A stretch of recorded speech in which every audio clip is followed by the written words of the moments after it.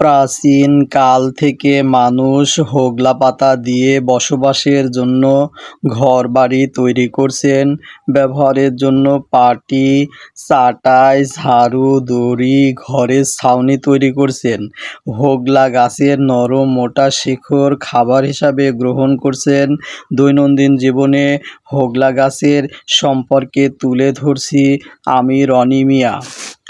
হোগলা হলো টাইফাসি পরিবারের একটি বহুবর্ষজীবী দ্রুত বর্ধনশীল জলজ উদ্ভিদ, যা সাধারণত সুন্দরবন ও উপকূলীয় অঞ্চলের নদী, খাল বা জলাভূমির পাশে জন্মে।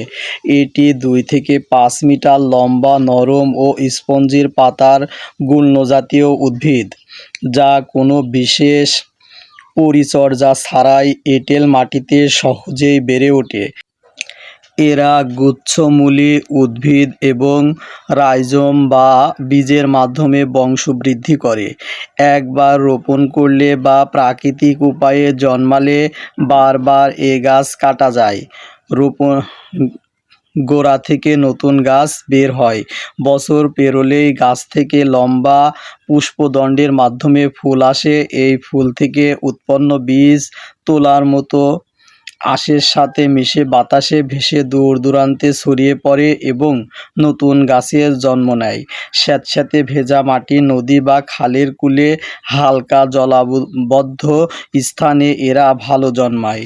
হোগলা পাতা মূলত শুষ্ক ও মজবুত পরিবেশ বান্ধব হস্তশিল্পী তৈরিতে ব্যবহৃত হয়।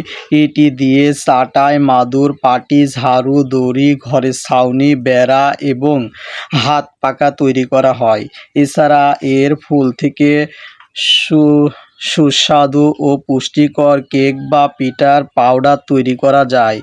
এক সময় গ্রামীণ জীবনের অবিচ্ছেদ্য অংশ হলেও বর্তমানে এটি একটি সম্ভাবনাময় কুটির শিল্পে পরিণত হয়েছে।